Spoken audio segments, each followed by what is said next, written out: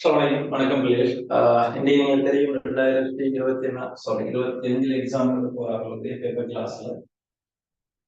நான் பிளான் பண்ணது மாதிரி 2015ஆம் ஆண்டுக்குரிய மெக்கானிக்ஸ் கேள்வி. சரி, ஒவ்வொரு வருஷம் இருக்கிற கேள்விகள் நாங்கள் கம்ப்ளீட் பண்ணிட்டு வருவோம் ஒவ்வொரு யூனிட் வைஸா.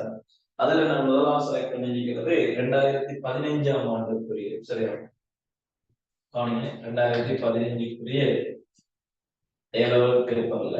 சரியா,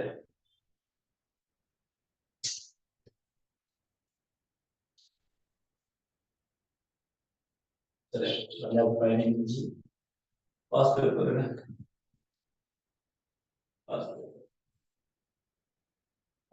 மெக்கானிக்ஸ்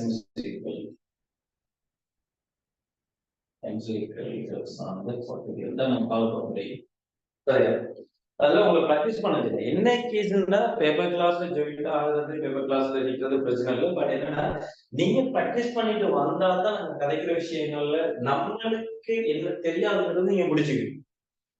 ஒருவேளை நீங்க ப்ராக்டிஸ் பண்ணாம சும்மா இருந்தா, இப்ப நான் கிளாஸ்லயே நீங்க நேரடியாக ஜாயின் ஆகிட்டீங்க, என்ன சிக்கல் வருதுன்னா உங்களுக்கு என்ன தெரியாது, கடைசி தெரியாம போயிருந்தா அதுல கவனம் மாதிரி இல்லை. நீங்க கிளாஸஸ் வந்து ஜாயின் ஆகிறதுக்கு முன்னால பேப்பர் கிளாஸ்ல நான் சொல்ற விஷயங்கள் நீங்க என்ன செய்யணும், முதலாவது ப்ராக்டிஸ் பண்ணிக்கணும். விட வருதே இல்லையோ, பட் உங்களோட தியரி அப்ளை பண்ண பழகுது.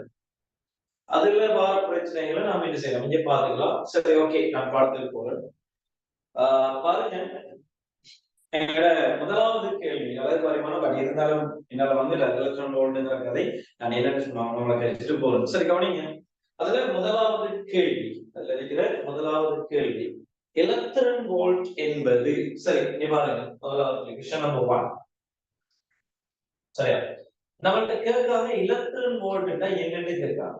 எலக்ட்ரான் வோல்ட்னா என்னன்னு கேட்காங்க. இது ஒரு அடிப்படை விஷயம் வந்துட்டு நாங்க இதை பெருசா வந்துட்டு பின்னால படிக்கிறது இல்ல. எலக்ட்ரானிக்ஸ் இந்த விஷயம் அந்த கதையில ரெடிஷன் கதையில நம்ம படிக்கிறதுக்கு முன்னால என்னன்னா எலக்ட்ரிசிட்டியில இதை நார்மலா நாங்க பாத்துக்கலாம் இந்த விஷயத்தை. ஏன்னா மின்னோட்டத்தின் வரைவிலக்கான வோல்டேஜுக்கான வரைவிலக்கு இதுதான் முதலாவது வருவது. இதுல ஈங்கிறவர் யாருன்னா, சரி, ஈங்கிறவர் வந்து எலக்ட்ரான் ஒன்றின் ஏற்றம். சரி, எலக்ட்ரான் ஒன்றின் ஏற்றம், எலக்ட்ரான் ஒன்றின் ஏற்றம் சொல்லுவோம். அதே போல இது உயிர் அழுத்த வேறுபாடு அல்லது வோல்டேஜ் அழுத்த வேறுபாடு. அழுத்த வேறுபாடு, சரி, ஒரு வோல்ட் அழுத்த வேறுபாடுல ஒரு எலக்ட்ரான் ஆர்வலுக்கு தேவையான எனர்ஜியை தான், சக்தியை தான் எலக்ட்ரான் வோல்ட்னு சொல்லுவோம். எரியும் நான் சில விஷயத்தை காணுங்க. இந்த வோல்டேஜுக்கான வரைவிலக்கணம் எலக்ட்ரிசிட்டியில நாங்க படிப்போம். சரியா, ஓட்ட மின்னியல்ங்கிற கதையில நான் முதலாவது விஷயம் தான் ஸ்டார்ட் பண்ணுவோம். நாங்க சக்திங்கிற தலைவருக்கு எலக்ட்ரிசிட்டியில சக்திங்கிற பதிவுக்கு எலக்ட்ரிசிட்டியில இருக்கிற ஓட்ட மின்னியல்ங்கிற சப்ஜெக்ட் இருக்குது. அடுத்த யூனிட்ல நான் படிக்க இருக்கிறேன். சரியா, ஓட்ட மின்னியல் இந்த ஓட்ட மின்னியல்ல ஒரு பகுதி, ஒரு செக்ஷன் வரும் என்னன்னா சக்திங்கிற பகுதி. சரி, அமைப்பு பத்தி வலு இதெல்லாம் கரண்டா இருக்கிறது வோல்டேஜ். கிடையாது, அவரோட பில் எல்லாம் மாறுது, கிலோவாட் ஹவர்ஸ் புரியதெல்லாம் நம்ம வலு சக்தி தொடர்பான பகுதி. அந்த சக்திங்கிற பாடம் அறிமுகமாக என்ன விஷயம்னா வோல்டேஜுக்கான ஒரு வரைவிலக்கணம் சொல்லப்படுது. எப்படின்னா அங்க அழுத்த வேறுபாடு என்ன சொன்னாங்க, ஒவ்வொரு அழுத்த வேறுபாடு ஒவ்வொரு ஏற்றத்தை ஒரு புள்ளியிலிருந்து இன்னொரு புள்ளிக்கு கொண்டு செல்வதற்கு செய்யற வேலையத்தான் அழுத்த வேறுபாடுன்னு சொல்லுவோம். இது டபிள்யூ வேலை, வேலை. சரி, வேலை சக்தி தானே, வேலை வந்து சக்தி. அவ இதுல இருந்து டபிள்யூ நான் நிலவாய் மாற்றினா டபிள்யூ சொன்ன வீக்கு தனியா வோல்டேஜ் அழுத்த வேறுபாடு வி, இது ஏற்றம். என்னது ஏற்றம். அப்ப ஒரு ஏற்றம் வந்துட்டு அழுத்த வேறுபாடால பெருக்கப்படுமாக இருந்தால் அது யார் குறிப்பாங்க, சக்தியின் அளவு குறிக்கும். மறக்காம சக்தியின் அளவு சக்தியின் அளவு குறிக்கும். சரி, அவைகளை முதலாவது கேள்விக்குரிய ஆன்சர்ஸ் சில விஷயங்களை மைண்ட்ல எடுத்துக்கிறது, தேவையான விஷயங்களை நீங்க நோட் பண்ணி எடுக்கலாம். சரியா, யூனிட் 4 நாலாவது, சாரி, முதலாவது கேள்வி நாலாவது ஆன்சர். அதாவது ஆன்சர் பொருத்தமானது சக்தியின் அளவு. சக்தியின் அளவு. சரி, நீங்க நம்ம கோப்பில 2015 பாஸ் பேப்பர் எம்சிக்கு போட்டுட்டு சரி கொஸ்டின் நம்பர் 1 தேவையான விஷயங்கள் நோட் பண்ணி எடுங்க. இதுல நோட் பண்றதால எதுவுமே குறைய போறது இல்லை. ஏன்னா தேவையான இடங்கள்ல திருமணம் கதைக்கிறதுக்கு இது ஹெல்ப் பண்ணுவாங்க. அப்ப எனக்கு என்ன தேவை? முதலாவது நினைக்கிற எலக்ட்ரான் வோல்ட்ங்கிறது என்னத்துக்காக தெரியும்? சக்தியின் அதுதான் நம்ம முதலாவது சின்ன கேள்வி. தேவையான விஷயங்களை நோட் பண்ணி எடுக்கலாம். அல்லது இப்படி செய்யலாம். நீங்க டைம் கொஞ்சம் நாங்க செய்யணும்னா நீங்க ஸ்கிரீன்ஷாட் எடுத்துக்கிட்டு சில கேள்விகள் நோட் பண்ண முடியும், சில கேள்விகள் ஸ்கிரீன்ஷாட் நீங்க ப்ரொவைட் செய்யலாம், நோட் பண்ணி எடுக்கலாமே. Right, okay. நான் ரெண்டாவது கேள்விக்கு நான் அது உங்களோட ஐடியா நீங்க என்ன செய்யலாம். கொஞ்சம் அவசரமாகவும் இருக்கணுமா? சரி, ரெண்டாவது கேள்வி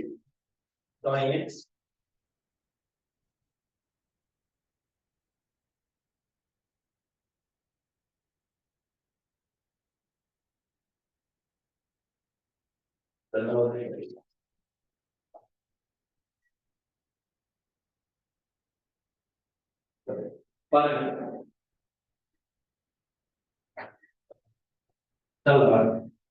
சரியான தேர்ந்தெடுத்த அளவீட்டு உபகரணங்களை பயன்படுத்தி ஏபிசி என பின்வரும் அளவீடுகள் எடுக்கப்பட்டுள்ளன. ஏ வந்துட்டு 3.1 சென்டிமீட்டர். சரி, அளவீடுகள் எடுத்திருக்காங்க. ஏ வந்துட்டு 3.1 சென்டிமீட்டர். அதே போல பி வந்துட்டு 4.23 சென்டிமீட்டர். அதே போல சி வந்துருக்குது. சரி, அதே போல சி வந்துருக்குது.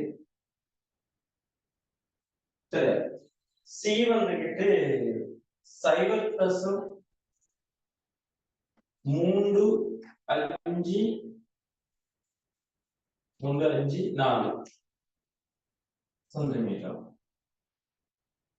சரிப்பா.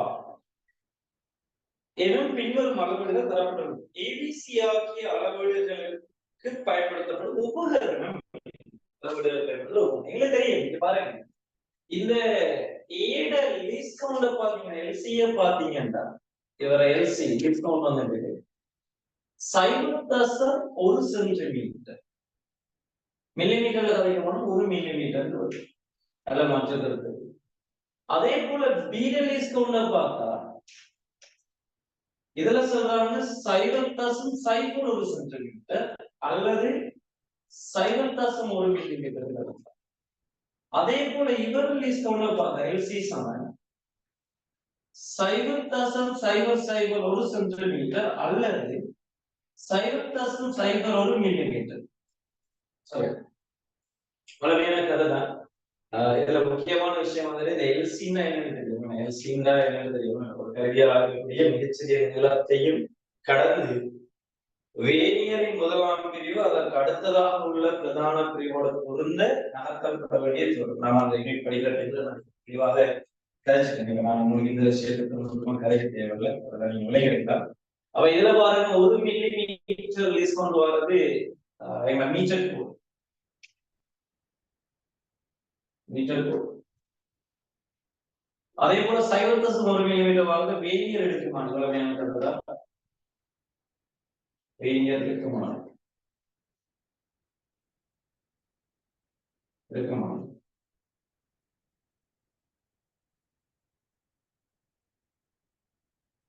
சரி, இதுல வந்துட்டு பிரம்மாண்டத்துல இருந்துச்சு.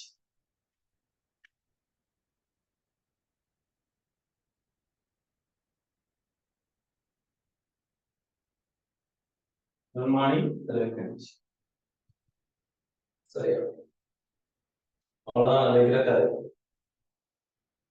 எனக்கு தெரியும் பிரம்மாண்டத்துல பீச்சர் கதைக்கு போனா சில போனோம் 0.25 மில்லிமீட்டர் வரை எல்லாம் 5 0.5 சென்டிமீட்டர் வரை இதை புடிச்சுக்கலாம். ஆன்சர் வந்து 4வது ஆன்சர் என்ன? மீட்டர் கோல் வேதியியல் எடுக்குமானி பிரம்மாணி திரைக்கணிச்சு. இதுக்கும் 4வது ஆன்சர். 4வது ஆன்சர் போட்டோம். சில கேள்விகள் நேரடியாக கேட்டுட்டு போகலாம். மெனக்கெட வேண்டிய கேள்விகள் இருக்காங்க. அதனால நான் பார்த்துக்கலாம். அந்த இடத்துல தேடி ஆழமாகவும் நுணுக்கமாவும் அங்க கதைச்சிக்கலாம். இப்ப எங்களுக்கு தேவையான விஷயங்கள் இதெல்லாம் கொஞ்சம் நேரடியா கிடக்கலாம். எங்களோட எக்ஸாம் பேப்பர்ஸ்லாம் நாங்க கொஞ்சம் ஃபாஸ்டா கிடக்கிற இடம் தானே. சரியா? அதுக்குள்ள ஒரு பிரச்சனை இல்லை. ரைட். ஓகே. அடுத்த கேள்வி. எஸ், 7வது கேள்வியை பாருங்க. இவங்களுடைய 7வது கேள்வி. இவங்க இருக்கிற 7வது கேள்வி.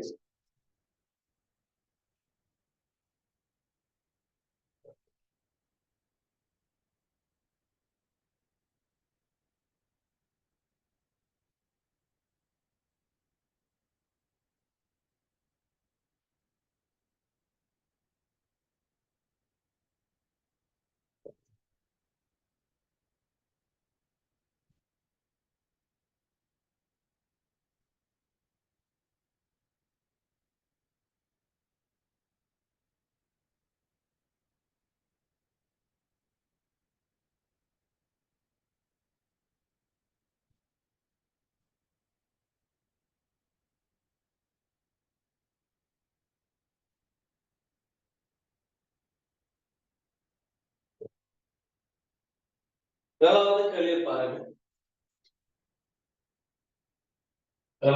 என்ன சொல்றாங்கன்னா, அருகில் உள்ள ஒரு தென்னை, சரியா, உண்ண முயலும் கயிற்றினால் ஒரு பலமான மரத்தில் கட்டப்பட்டுள்ள ஒரு எருது ஒரு ஏயில் காணப்படுகிறது. எருதின் சுயாதீன உடல் வரைபடத்தை வகை குறித்தது. சரி, ஓகே. இப்ப நல்லா கவனிங்கடா. ஒரு எருது வந்து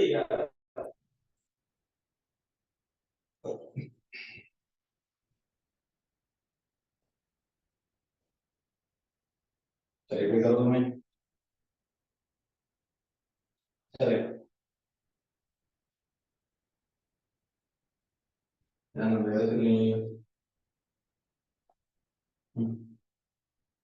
இதுல இருந்து என்ன செய்ய போறாங்கன்னா, முன்னால இருக்கிற ஒரு மரத்தை சாப்பிடுறதுக்கு, சரி, மரத்தை சாப்பிடுறது முயல்.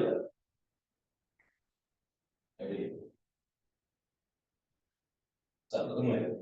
எங்களுக்கு தெரியும், அவரை நிறைய எப்போதும் என்ன செய்ய போய் செங்குத்தாக தாக்கப்படுறத மாற்றுகிறது. இதுதான் அவரோட இஞ்சி. அதே நேரம் இதுல ஒரு கயிறு கட்டப்பட்டிருக்கு.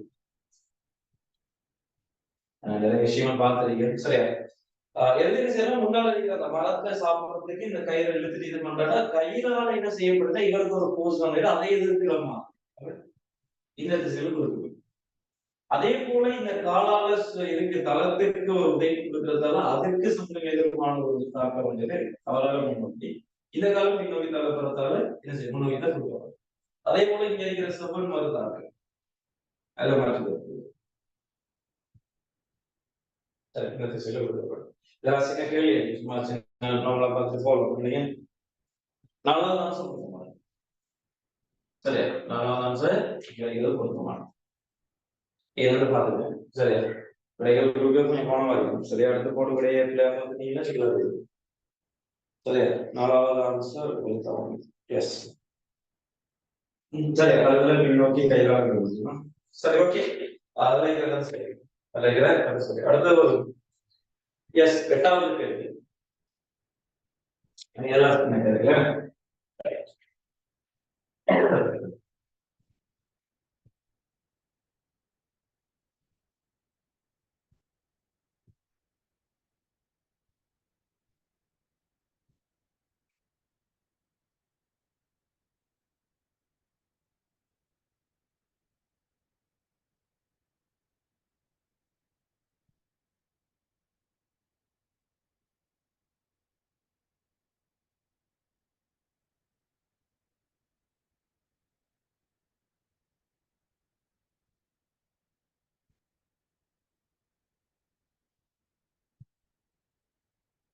எட்டாவது கேள்வியை பாருங்க.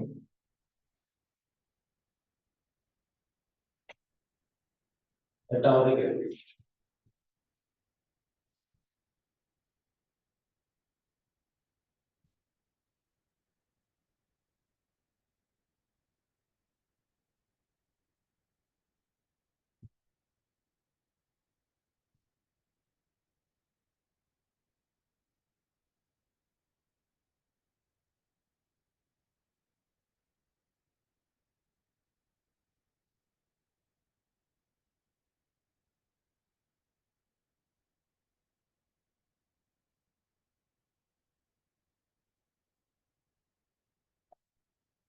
சரி கவனிங்க.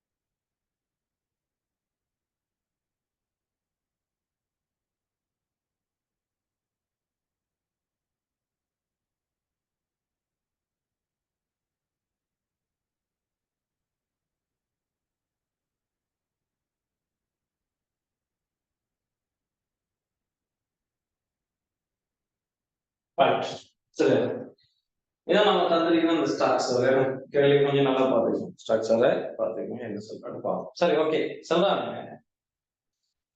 உருவில் காணப்படும் கப்பி ஒழுங்கமைப்பு ஒரு இடுப்பு விகிதத்தை டியுடன் இணைக்கப்பட்டுள்ளது. சரி டியோட இணைக்கப்பட்டுள்ளது. ஒரு நோயாளியின் ஒரு காலின் மீது ஒரு விசையை உணர்த்துகின்றன. கப்பிகள் உராயின்றியும் தொகுதி 40 உள்ளன. தொகுதி 40 இருக்கிறார். டியினால் காலின் மீது கொடுக்கும் விசை 70 நியூட்டன் எண்ணி தாங்கும் திணிவு எம்மின் பெருமானம் என்ன? தாங்கும் திணிவு எந்த பெருமானம் என்று கேள்வி. ரைட் ஓகே சரி கவனிங்க. அப்ப சமநிலையில இருக்குது. இதுல வந்துட்டு 80 நியூட்டன் இது பண்றோம். சரியா 80 நியூட்டன் தர எனக்கு mg கிலோமீட்டர் அதெல்லாம் மாற்றம் இல்லை. mg ஒரு கொஞ்சம் பார்த்து ஸ்பெயின் mg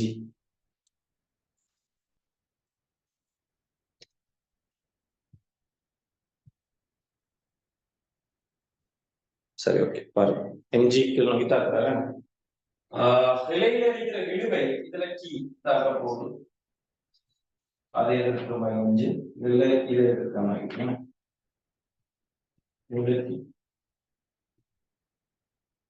லேசான நிலை லேசான நிலை.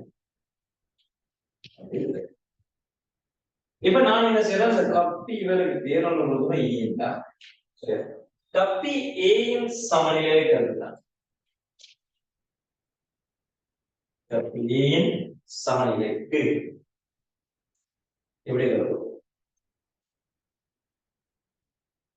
சமநிலைக்கு இந்த 80 நியூட்டன் கிடைக்கூடுதலை பேலன்ஸ் பண்ண போறீங்க. அந்த 80 நியூட்டன் வந்துகிட்டு யாருக்கு சமனா இருக்கீங்களா?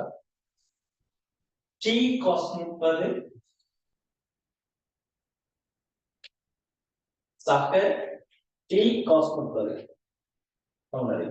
அப்ப இதுல 2t காஸ் 30 வருது. 80 நியூட்டன் 80 நியூட்டன். அப்ப 80 சமம் 2t தர காஸ் 30 வர்க்கமா 3 நியூட்டன். இந்த ரெண்டு கேன்சல். அப்ப t சமம் 80 கீழ் வர்க்கம் 3. இது நியூட்டன். கிலோகிராம் கேட்டீங்கன்னா தெளிவாக கேட்டீங்கன்னா எம் பத்தால சொல்லி கேட்டீங்கன்னா 8 வர்க்கம் 3 கிலோகிராம் வரும். இது சின்ன விஷயம். இதெல்லாம் சின்ன சின்ன கதைகள் தெளிவாக விளங்கியது. ரைட் அடுத்த கேள்வி போகணும். விளங்கிடுக்கலாம் வேண்டாம் வைக்கலாம். ரைட் ஓகே 13வது சில கேள்விதான். சரி எளிமை செய்திகள் வந்து பார்த்தீங்கன்னா பார்ப்போம். 13வது பாருங்க.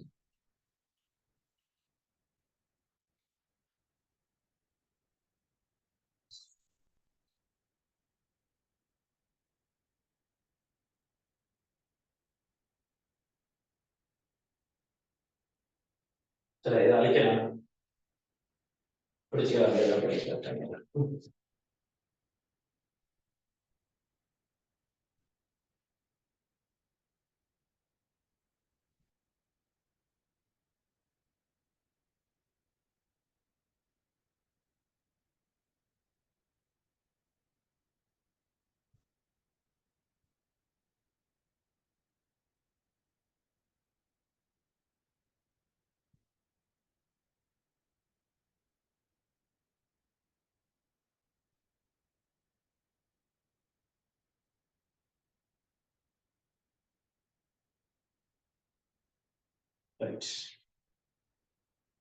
பாருங்க, அடுத்த கேள்வி உங்க இதுல இருக்கிற 13வது கேள்வி. சரியா, 13வது கேள்வி. சொல்லான்னு பார்ப்போம். 1.8 மீட்டர் உயரத்திலிருந்து ஒரு பந்து ஒன்று விரைத்த பரப்பு மீது போடப்படுகிறது. பந்திற்கும் பரப்புக்கும் இடையில் உள்ள மோதுகை பூரண மீள்தன்மைகளும், அதாவது எந்த வீதத்துல வந்து மோதுறாரோ அதே நேரத்தில் பின்னடைப்பார். பூரண மீள்தன்மை உள்ளது. இந்த பந்து சரியா பரப்பு மீது தொடர்ந்து பின்னடைக்கின்றது. ஏனின் பந்தின் இயக்கம் திரும்ப திரும்ப பின்னடைக்கலாம். சரி, பார்ப்போம் என்ன நடக்குது.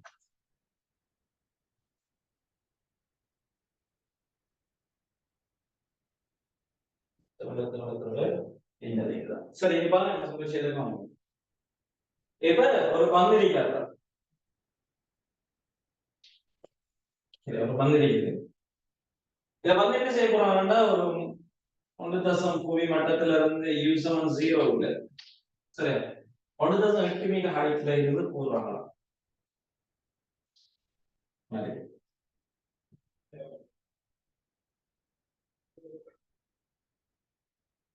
சரி 1.8 மீட்டர் உயரம் போடுறாங்க. அவன் சொன்னா இந்த மோதுகை வந்துட்டு பூரண மீள்தன்மையும், ஏன்னா இங்க மோதுகை வந்துட்டு தரைக்கு முடியல மோதுகை பூரண மீள்தன்மையும்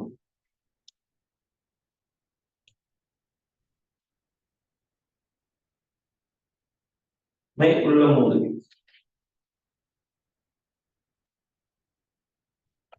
பூரண மீள்தன்மையும் அதாவது என்ன அர்த்தம்னா, இந்த தரைய வந்து என்ன வேகத்துல மோதுதோ அதே வேகத்துல பின்னடைப்பார்.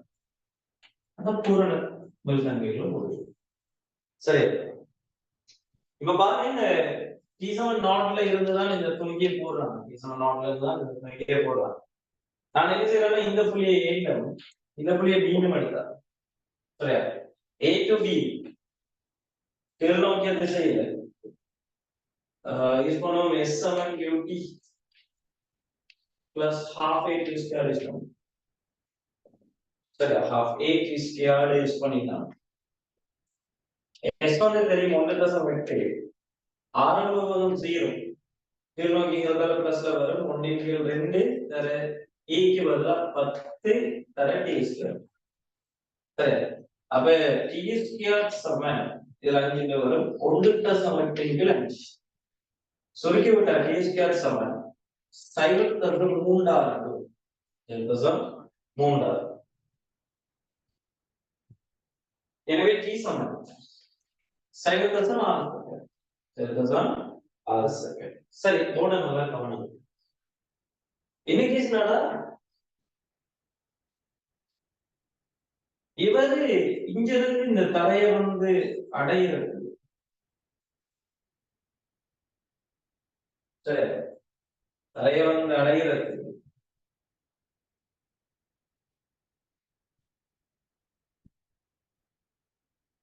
தரையை வந்து அடையிறதுக்கு 0.6 எடுக்கும். அப்ப இவர் பின்ன அதே வேகத்துல பின்னதைக்கும் அதே கைட்டு தான் போறேன். அவன் சக்தி காப்பது அவ இந்த இடத்துல உருவாக்குறதுக்கு இதுக்கு 0.6. அப்ப பாருங்க, ஒரு ஏங்கிற புள்ளியில இருந்து பிக்கு திரும்ப வருது, திரும்ப பில இருந்து ஏக்கு போற, திரும்ப ஏழு. ஓகே, அப்ப இந்த இயக்கம் ஒரு ஆவர்த்தனை இயக்கம். முதல்ல மாற்றிக்கிறது ஆவர்த்தனை இயக்கம். ஆவர்த்தனை ஆவர்த்தனை இயக்கம். ஆவர்த்தனை இயக்கம்னா என்ன? ஒரு குறிப்பிட்ட நேர ஆய்வையில திரும்ப திரும்ப திரும்ப திரும்ப அந்த நிகழ்ச்சி நடக்குமாக இருந்தால் அதன் முன்ன என்ன சொல்றது? ஆவர்த்தனை இயக்கம் சொல்றது. அது எல்லாம் உதாரணம் புவி சூரிய நட்சத்திரம் அது ஒரு ஆவர்த்தன இயக்கம், எளிமை இசை இயக்கங்கள் அது ஒரு ஆவர்த்தன இயக்கம், அதெல்லாம் மாற்றுகிறது. இப்ப என்ன பிரச்சனை இங்க இந்த கேள்வி என்ன பிரச்சனைடா, அவன் சொல்றான் ஆவர்த்தனம் 1.2 செகண்டுடன் எளிமை இசை இயக்கமாகும். அதாவது வீக்கு வர திரும்ப ஜெயிக்க போற இப்படி வர. அப்ப இந்த இயக்கம் ஒரு எளிமை இசை இயக்கமாக கேட்காங்க. இப்ப நல்லா கவனிங்க, எங்களுக்கு தெரியும் எளிமை இசை இயக்கமும் ஒரு ஆவர்த்தன இயக்கம், அதுல மாற்ற கருத்து இல்லை. குறிப்பிட்ட நேர ஆய்வில் அந்த நிகழ்ச்சி திரும்ப நடந்துச்சு. ஆனால் இதுல இப்ப உதாரணத்துக்கு இந்த புள்ளியை நான் இதுல புள்ளி இந்த புள்ளியை நான் எடுத்து சரியா பாத்தீங்கன்னா இந்த புள்ளியில இருந்து துணிக்கை அங்காலையும் மிதிக்காது, இஞ்சாலையும் மிதிக்காது. திரும்ப போறாரு, திரும்ப வாராரு, திரும்ப வாராரு. அதாவது ஒரு நிலைத்த புள்ளி பற்றி அங்கும் இங்கும் ஒரு அலைவு இயக்கத்தை அந்த துணிக்கை ஆற்றினால் அதை நம்ம சொல்வது எளிமை இயக்கம்.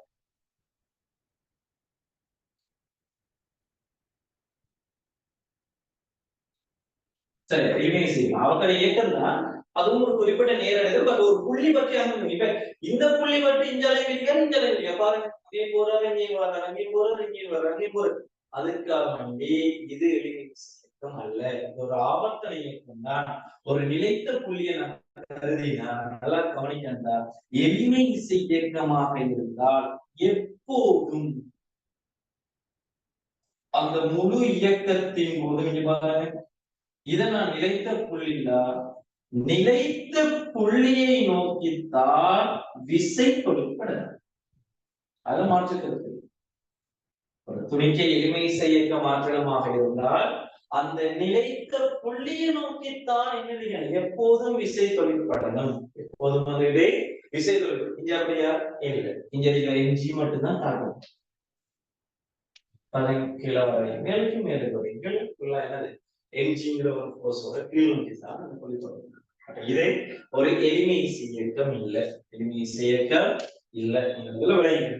அப்ப இதுல பாருங்க, எளிமை இசை இயக்கம் அன்று, ஆனால் ஆவர்த்தனம் 1.2 செகண்டுடன் ஆவர்த்தனமாக உள்ளது. எஸ், மூன்றாவது ஆன்சர்.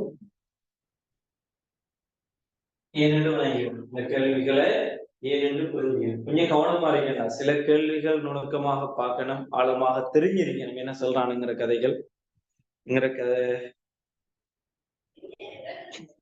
நான் பேசல இருந்தாடா.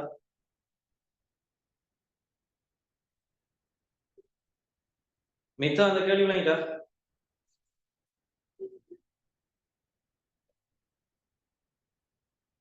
S, right, okay. அப்ப அதெல்லாம் கவனம் அறிஞர் ஏன் இதை நாங்க எளிமை இயக்கம் இல்லைன்னு கதைகள், பட் ஆபத்தனை இயக்கம் கதைகள். சரி, ஓகே. அடுத்த கேள்வி நல்ல கேள்வி. அடுத்த கேள்வி நல்ல கேள்வி பார்ப்போம், ஆழமாக கதைக்கலாம். 14வது. சரி, கவனிங்க, இதை நான் அதிக ஸ்கிரீன்ஷாட் எடுத்து தேவையான விஷயங்களை நோட் பண்ணி எடுக்கலாம். சரியா?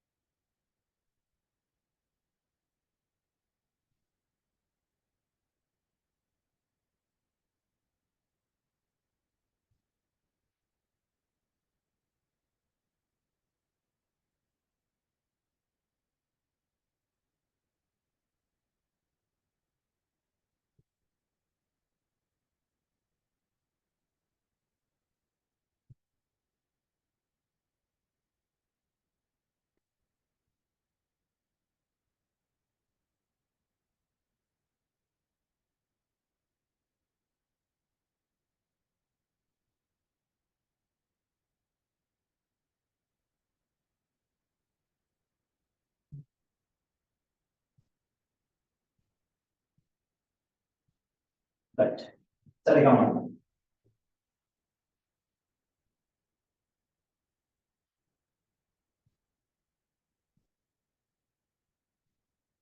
அடுத்த கேள்வி பாருங்க, 14வது கேள்வி. உங்க டியூப்ல இருக்கிற 14வது கேள்வி. டியூப்ல இருக்கிற 14வது கேள்வி சொன்னாலும்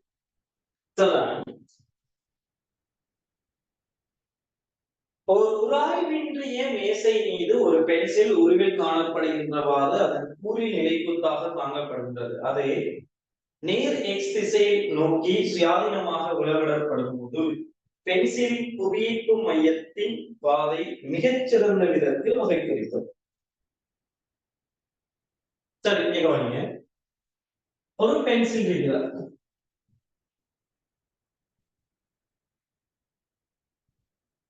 சரி, ஒரு பென்சில் இருக்கிறது. அதான் இருக்கிறது. சரி, இது ஒப்பமான ஒரு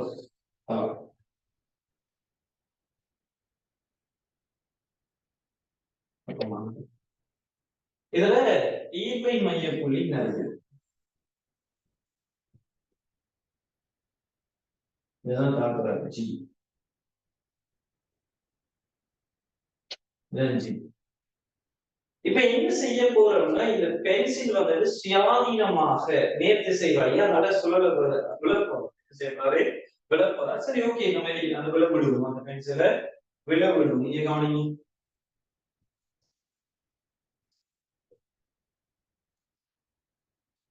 அந்த பென்சில் விழுந்து நல்லா கவனிச்சுக்கணுமா? நல்ல கேள்வியோடு பாருங்க. சரி, அந்த பென்சிலை விழ விடுவோம். விழ விட்டாச்சு. சரி, விழ விட்டா இதுல பாருங்க, நான் சொல்ற விஷயத்த நல்லா கவனிக்கிறேன். இதுல நிறை தொழிற்படும் எம்ஜி அதை மாற்றுக்கிறது. அதே போல இந்த முனை புவியில தொற்றுவதால இங்க இருக்கிற ஒரு மாதாகம் வந்து இது நல்லா பாருங்க. இதை இவர் விளையாட்டு பண்ணிட்டு நாம இப்படி சுயாதீனமாக அந்த சைட்ல விழவிட்டா என்ன நடக்கும்னா, இந்த இடத்துல எம்ஜி தொழிற்படுது, தொழிற்படுது. சமாந்தரமான இரண்டு விசைகள் வெவ்வேறு போக்குகள்ல ஒரு உடல்ல வெவ்வேறு புள்ளிகள் தொழிற்படுமாக இருந்தால், அவங்க இடையில ஒரு தூரம் ஒன்று வருமாக இருந்தால், இந்த இடத்துல என்ன உருவாகும்னா இணை உருவாகும். என்ன உருவாகுவாரு? சரியா? எனவே கேள்வியை பார்ப்பாங்க. அதான் கேள்வி. இப்ப இதுல என்ன சிக்கல்னா, கவனிங்க, இந்த உடல்ல எங்கேயுமே கிடையாக ஒரு விசை தொழிற்படுது. சரியா? உடலில் அல்லது பென்சில்ல கிடை விசை தொழிற்படுது. நல்லா கவனிங்க. உடல் பென்சில் ஓகே. உடலில் கிடை விசை ஒன்றும் தொழிற்படலை. சரி, உடல்ல வந்து என்னல்ல ஒரு கிடையான ஒரு விசை இல்லை. அதாவது கிடையாக நகர்றதுக்கு விசைகள் ஒன்றுமே இல்லை. உதாரணத்துக்கு பாருங்க, இந்த பென்சிலை நம்ம ஒரு புள்ளி திணிவாக கருதினால், பென்சிலை வந்துட்டு ஒரு புள்ளி திணிவாக கருதினால், இப்ப அந்த திணிவு வந்துகிட்டு இடப்பெயர்ச்சி அடையணுமாக இருந்தாலும் திசையில் இடப்பெயர்ச்சி அடையணுமாக இருந்தால், அந்த திணிவுக்கு என்ன இருக்கணும்? நம்ம ஒரு ஃபோர்ஸ் அல்லது ஒரு வேகம் உண்டு. விசை ஒன்று கொடுக்கப்பட்டால்தான் அது ஒரு வேகத்தை அடைவார். அந்த வேகத்தோட என்ன செய்வார்? அவரை நல்ல திசையில பயணிப்பார். இப்ப இந்த எஃப் தான் இல்லை. அப்ப எஃப் இல்லைண்டா அந்த துணிக்கை இல்ல, வேகம் இல்லை. வேகம் இல்லைண்டா அவரோட பேச்சு அடையலாம். ஓய்வு தான் இருக்கணும். அப்ப பாருங்க, இந்த உடல்ல எங்கேயுமே நாங்க கிடைவிசை ஒன்று கொடுக்கறதுக்கோ அல்லது பெரிதற்கு ஒன்று வாங்க சான்ஸே இல்லை. அந்த இடத்துல வர எம்ஜியும் அங்க இருக்கிற அந்த மருதாக்கமும் சேர்ந்து அங்க இருக்கிற எண்ணத்தை உருவாக்கி விடுவாரு, இணையும் உருவாக்கி. அப்ப அவரு கிளம்பி விடுவார். அதுல மாற்றுக்கிறது. ஆனால் இவர் கிடையாக இடம்பெயர்றதுக்கு எந்த விதமான சான்ஸ் இல்லை. அதுக்கு என்னன்னா கிடைவிசை இல்லைங்கிற. இப்ப என்ன நடக்க போகுது? அப்போ ஒரு பென்சிலை நம்ம புள்ளி திணிவாக கருதினால் அது என்னதான் கவுண்டபிள் அந்த புள்ளி திணிவு கிடை திசையில இடம்பெயர்றது சான்ஸ் இல்லை, இடம்பெயர இயலாது. அப்ப இந்த பென்சில் எப்படி விழுது? உதாரணம், இந்த எம்ஜிங்கிற இது பாதையிலேயே இது விழலுமாக இருந்தால் அப்ப என்ன நடக்க போகுது? அதை பேலன்ஸ் பண்ண என்ன செய்யறாரு பென்சில்? நல்லா கவனிங்க. இது விளக்க எப்படி விழுவாங்கண்டா, சரியா? புள்ளி திணிவாக இந்த திணிவுல எந்த இடப்பெயர்ச்சியும் இருக்கிறது. விளைவு இடப்பெயர்ச்சி 0 வரைக்கும் அதை மாற்றுகிறது. அப்ப ஆரம்பத்துல பென்சில் இப்படி இந்த ஷேப்ல நின்றது.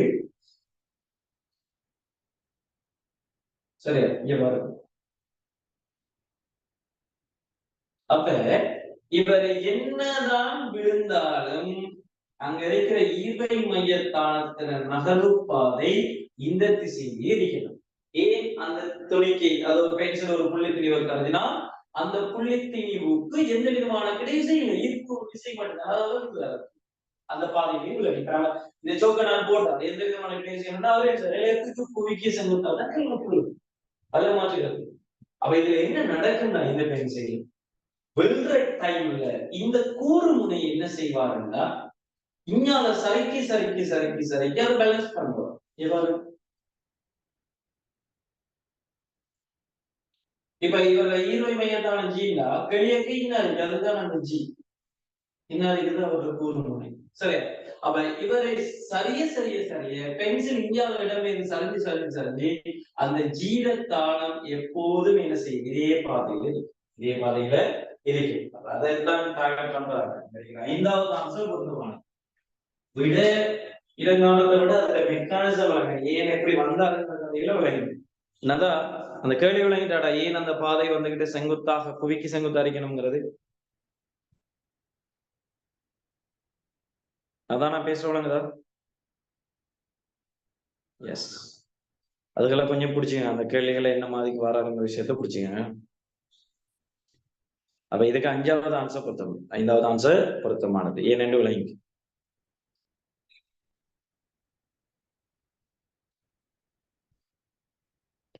சரி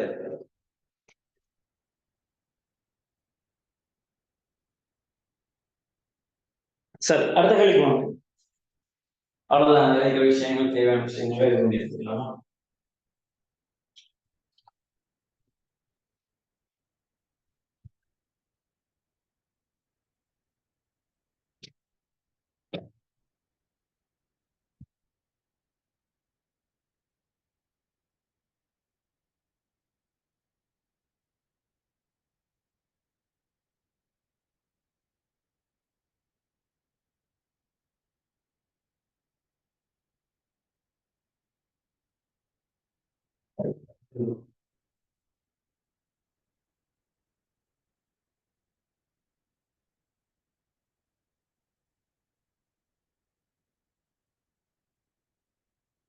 சரி, நீங்க அடுத்த கேள்வி 17வது கேள்வி.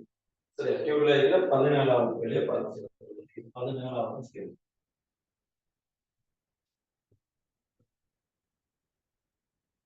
ஒரு ஏயில் காணப்படுகின்றவாறு நேரம் டீயுடன் ஒரு பொருளின் வேகம் மாறுமெனில் நேரம் டீயுடன் இடப்பெயர்ச்சியின் ஒத்த மாறலை மிகச்சிறந்த விதத்தில் பகிர்ந்து. சரி பாருங்க.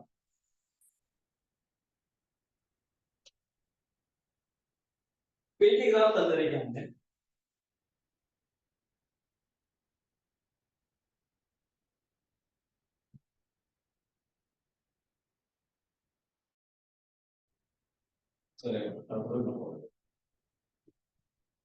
ಇದಕ್ಕೆ ಎಸ್ಟಿಂಗ್ ಹಾಕಬಾರದು.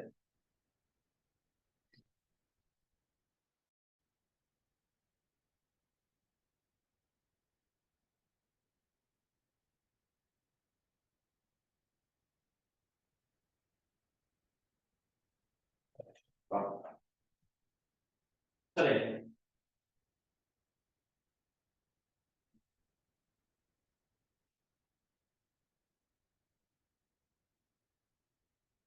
இது v மீட்டர் செகண்ட் -1, இது s மீட்டர், இது t செகண்ட், இது t செகண்ட். சரி பாருங்க, இங்க இருக்கிற வேகம் மாறாவே எங்களுக்கு தெரியும். எஸ்டிகிராஃப்ல படிக்கிறது தான் வேகத்தை தருமே. எஸ்டிகிராஃப்ல படிக்கிறது தான் வேகத்தை தரும். அப்ப இதுல இருந்து என்ன நடக்கும்னா அதாவது படிக்கிறது எக்ஸ் அச்சில் அமைக்கிற கோணம் கூறு கோணம். அப்ப படிக்கிறது மாறாது. இதுல படிக்கிறது வேற சின்ன கேள்விகள் அடுத்தது பாருங்க, நேர்த்திசையில வேகம் குறையுது. திசை நேர்த்திசை தான், ஆனா வேகம் குறையும். கேள்வி நேர்த்திசை எழுதாங்க, நேர்த்திசை எழுதாங்க. திசை வந்துட்டு நேர்த்திசை தான், அதனால மாற்றுக்கிறது. திசை வந்துட்டு நேர்த்திசை தான், ஆனா என்ன நடக்குது, வேகம் வந்துட்டு குறையுது. அப்ப வேகம் குறையுதுன்னா எக்ஸ் அச்சோட அமைக்கிற கோணம் குறுங்கோணமா இருக்கணும், ஆனா அந்த குறுங்கோணம் என்ன செய்யணும், குறைஞ்சது போகும்.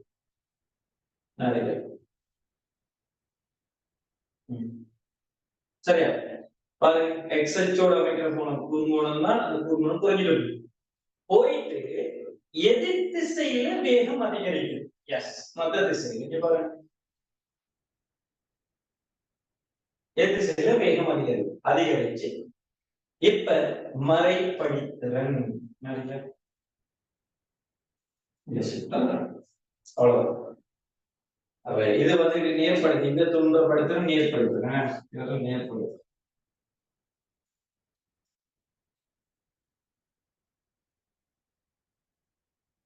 இவர்களுக்கு மறைப்படுத்துறது, அதெல்லாம் மறைப்படுத்துறது.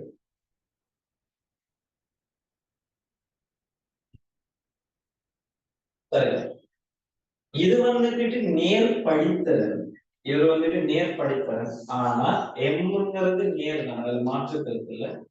குறைகிற படித்தல், இதுல படித்தல் மறை, ஆனா என்ன அதிகரிக்கிற படித்தல்.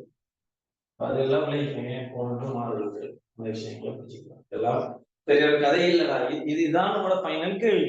பாருங்க, இப்ப நாங்க மெக்கானிக்ஸ் 2015ஆம் ஆண்டு வந்திருக்கிற எவ்வளவு கேள்வி செய்யறோம், எந்த விதமான சிக்கல்களும் நீங்கள் இல்லை, லேசா புரிஞ்சுக்கலாம். படிக்கிற விஷயங்கள் தான் நம்ம வரப்போறோம், அதை தாண்டி நம்ம வாரது. பட் ப்ராக்டிஸ் இருக்கணும், கேள்விகள் ஃபுல்லா ப்ராக்டிஸ் பண்ணிட்டே இருக்கணும், அப்படிதான் அதை பிடிக்கணும்.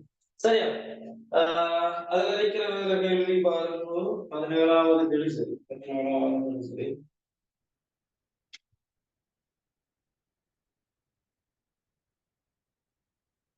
Right, okay. 28வது கேள்வி. எஸ், 28வது கேள்வி. இதெல்லாம் கேளுங்க. நீங்க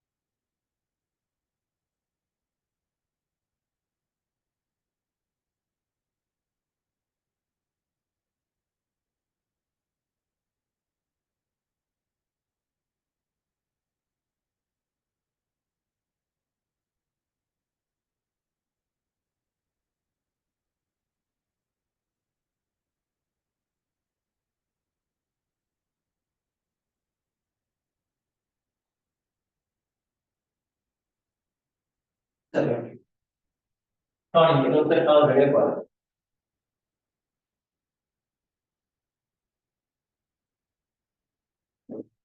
சரி, 28வது கேள்வி பாருங்க.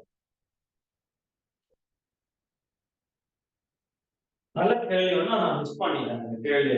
ஈரத்தோட தோலான சார் இப்பதான் அப்படின்னு நினைக்கிறேன். 50 கிலோகிராம் திணிவுடைய தசை பயிற்சியாளர் ஒருவர் தரையில் தனது உடல் நேராக இருக்க 6 மீட்டர் செகண்ட் -1 வேகத்துடன் நிலைக்குத்தாக இறங்குகின்றார். அவருடைய பாதங்கள் தரையில் படும்போது அவர் தனது முழங்கால்களை வளைக்கும் அதையவில்லை. உடலின் எஞ்சிய பகுதியை நிலைக்குத்தாக வைத்துக் கொண்டு 0.2 செகண்டில் உடலை ஒரு பூரண நிற்பாட்டலுக்கு கொண்டு வருகின்றார். 0.2 செகண்ட் கால பகுதியில் போது தரையினால் அவர் மீது உணர்த்தப்படும் சராசரி விசை, தரையினால் அவர் மீது உணர்த்தப்படுற சராசரி விசை. ரைட், போர்டு நல்லா கவனிங்க. இவை என்ன, ஒரு பயிற்சியாளர் வந்துகிட்டு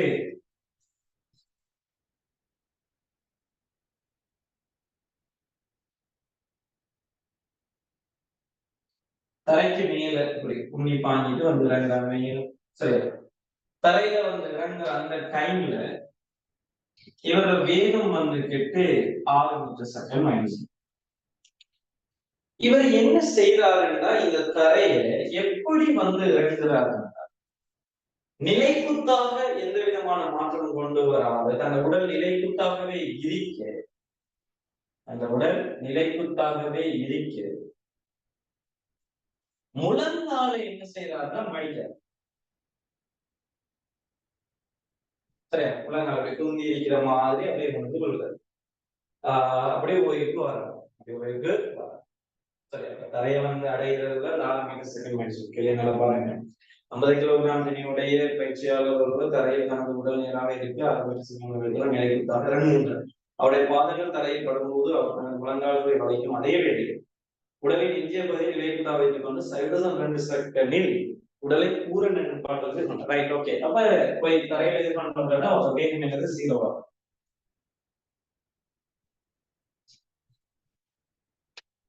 இதுக்கு எவ்வளவு நேரம் செலவழிக்காருன்னா சைவல் பர்சன் 2 செகண்ட் இதுக்கு செலவழிக்கிற நேரம். சரி, இப்ப இதுல பாருங்க, இந்த மனிதர்கள் தாக்குற போர்ஸ் எல்லாம் பார்க்கணும். அவரை நிறைத்தார் முதல்ல மாற்றுகிறது அவர் நிறை கீழ் நோக்கி எஞ்சித்தார். அதே நேரம் இந்த தளத்தால் அவருக்கு ஒரு மருதாக்கம் கொடுக்கிறது. இது ஆர். எனவே இந்த மனிதனுக்கு நாங்க எஃப்டி கடத்தலுக்குரிய விசையை நாங்க சாம்பாடு யூஸ் பண்ணினோம். கீழ் நோக்கிய திசையில் யூஸ் பண்ணோம். இந்த திசையில் யூஸ் பண்ணினா பாருங்க, எஃப்டி சமன் mv minus mu. mv minus mu. F க்கு பதிலா இந்த மனிதனை கருதினால் கீழ் நோக்கி ஒரு mg தரது மைனஸ் ஆர் இன்டு நேரம் சைவல்பசம் 2 இது சமம். பாருங்க, இறுதி வேகம் 0. அப்ப இதுல 0 ஒரு மைனஸ் m க்கு பதிலா 50 தர ஆர். இது தர ஆர். அப்ப mg மைனஸ் ஆர் சரி, mg மைனஸ் ஆர் இதுக்கு நம்ம மைனஸ் 300 கேவல சைவல்பசம் 2. அவ mgங்கிறது 50 கிலோகிராம், எனவே 500. இது சய ஆர், இது சமன் 3000 கீழ் 2. என்ன வரும்? 500 மைனஸ் ஆர் சமன் மைனஸ் 1500 வரும். ஆர் சமன் இங்க 2000. சரி, இந்த டைம்ல தலையாளர்களுக்கு வழங்கப்படுற சராசரி விசை வந்து 2000 மீட்டர். அந்த ஆன்சர்ஸ் இல்ல, அவங்க அந்த இதை விட்டுட்டாங்க, நிறைய கணக்கெடுத்து நாம இது பண்ணி விட்டாங்க. சரி, அதாவது நான் சொல்லலாம் சார். ரைட், இந்த கேள்விக்கு ஓல் ஆன்சர். பட் ஏங்கிறது நம்மளுக்கு எளிதாக தெரியாது. விடுதிகளில் சரி கேள்விகளை நுணுக்கமாக தெளிவாக விளங்கிட்டால் போதுமானது. என்ன விஷயம்ங்கிறத விளங்கிட்டீங்கன்னா சரி, பெரிய ஒரு கஷ்டம் இல்லடா, இதெல்லாம் பிடிச்சிக்கலாம்.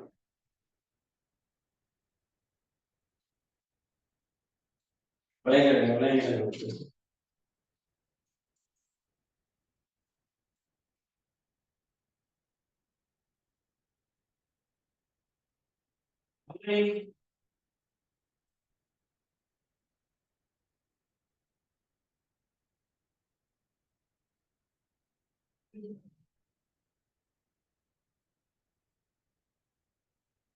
சரி, அந்த கேள்வி விளங்குங்க.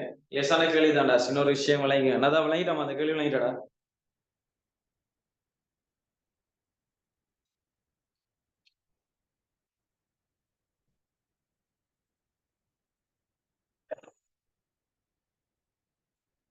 அதான் அந்த கேள்வி விளங்கிட்டா.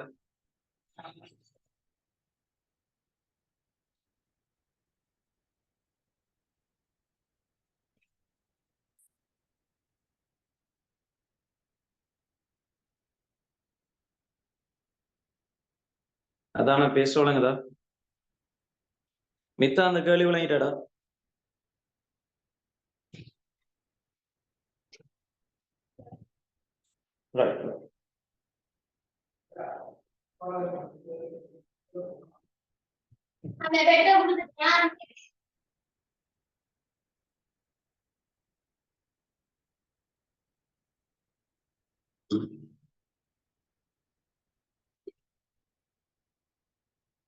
சரி, ஓகே, அடுத்த கேள்வி தான்.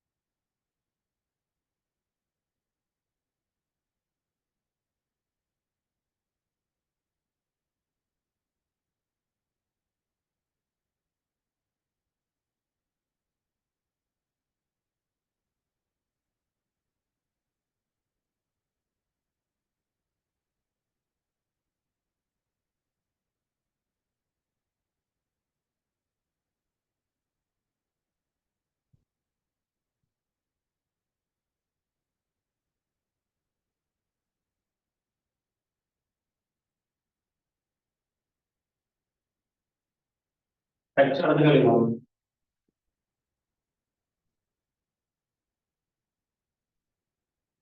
33வது கேள்வி.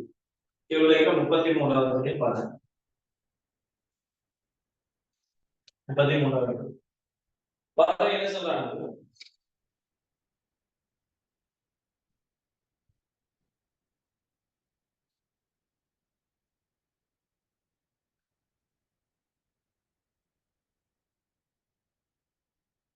ரைட் ஓகே சரி பாருங்க.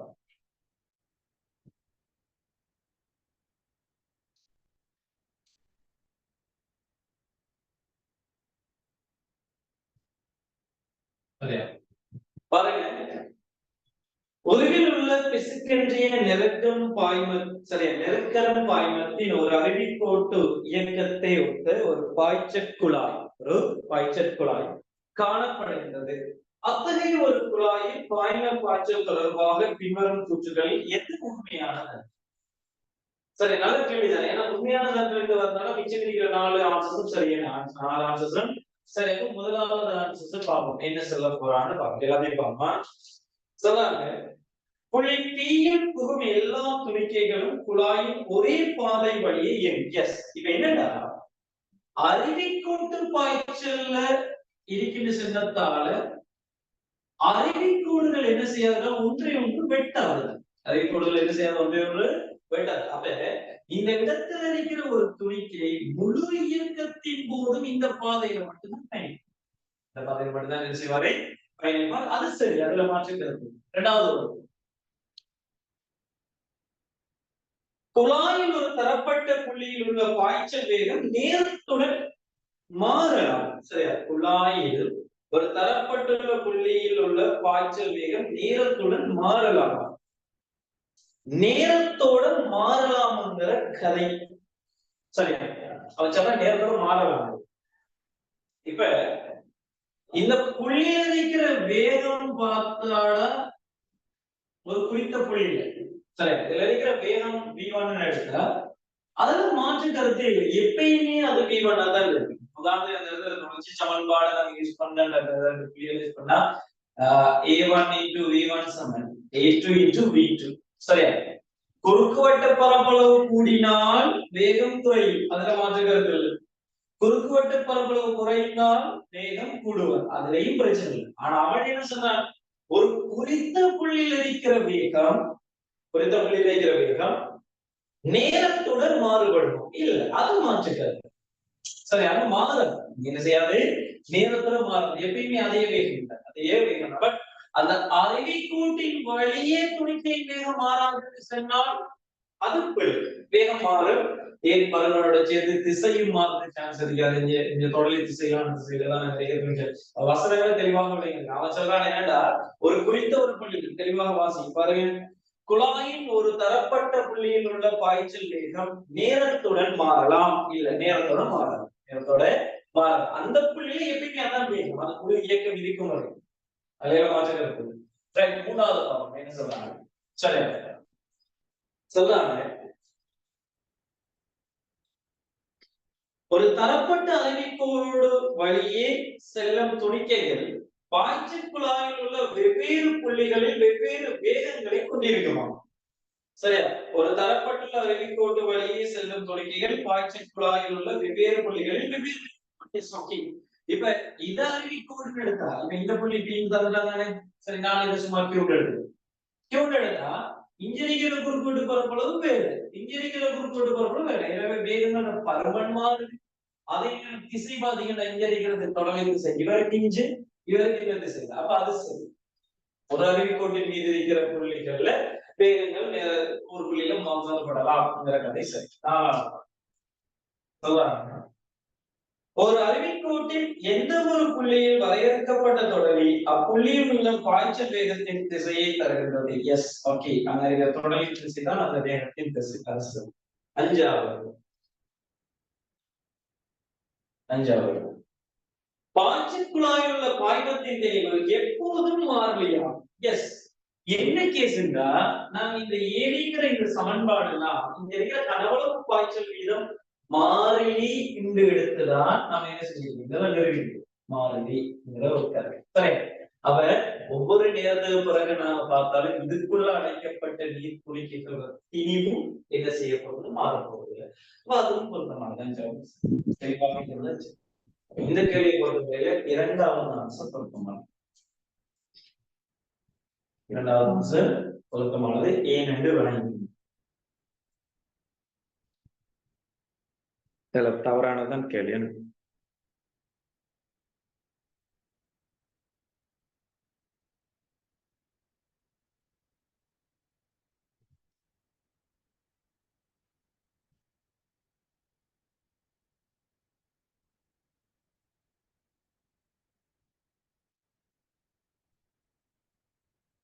ஓகே, அடுத்த கேள்வி இதை விளங்க அடுத்த வரும் 34வது கேள்வி. எஸ், அதுவும் நமக்கு கேள்வி தானே.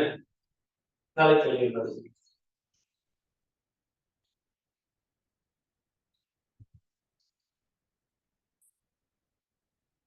34வது கேள்வி பாருங்க.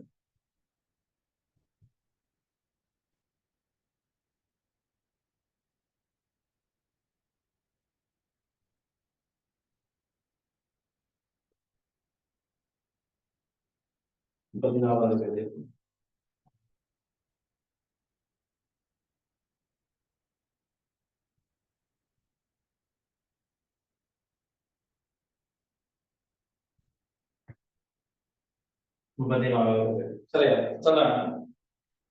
நேரம் டீயுடன் ஓய்வில் இருந்து புறப்படும் ஒரு மோட்டார் வாகனத்தின் ஒரு செல்லின் கோண ஆர்மோடுகள் அல்பாவின் மாறல் ஒரு ஏயில் காணப்படுகின்றது. நேரம் டீயுடன் செல்லின் கோண வேகம் ஒமேகாவின் மாறலை மிகச்சிறந்த விதத்தில் வகை குறிப்பது.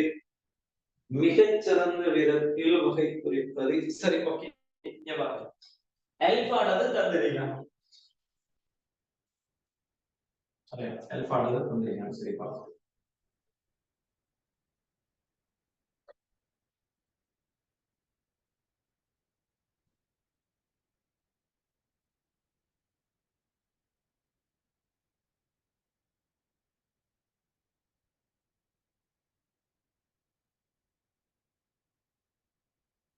சரி, இதான் அல்பானது தந்திரிக்கலாம். இப்ப இதுக்கு கோண வேகம் என்ன? கோண வேகத்துறது கேள்வி. சரி, ஓகே, பார்க்கலாம்.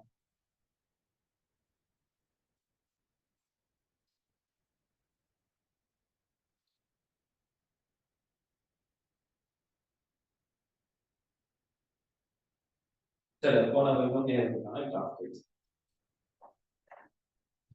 எங்களுக்கு தெரியும். நீங்க அப்படியே ஏக பரிமாணத்தோட ஒப்பிட்டு பாருங்க. ஏக பரிமாணத்தோட ஒப்பிட்டு பாருங்க. சில விஷயத்தை கவனிக்கணும். கோண வேகத்திற்கான கிராஃப் படித்திருந்தா ஆரம்பத்துல கோண ஆரம்பத்துல தெரியும். இந்த கிராஃப் படித்திருந்தானே எஸ்டி ஏக பரிமாண இயக்கத்தை தெரியும். எஸ்டி கிராஃப் படிக்கிறவங்களுக்கு வேகத்தை தரும். எஸ்டி கிராஃப் படிக்கிறவங்க யார் சொல்லுவாரு? வேகத்தை தரும். இவரோட படித்தல் வேகத்தை தரும். அதே மாதிரி வீட்டி கிராஃப் படித்தல் யாருக்கு தரும்? ஆரம்பத்துல தரும். இதே கதை தான் எங்களை சுழற்சி இயக்கத்து.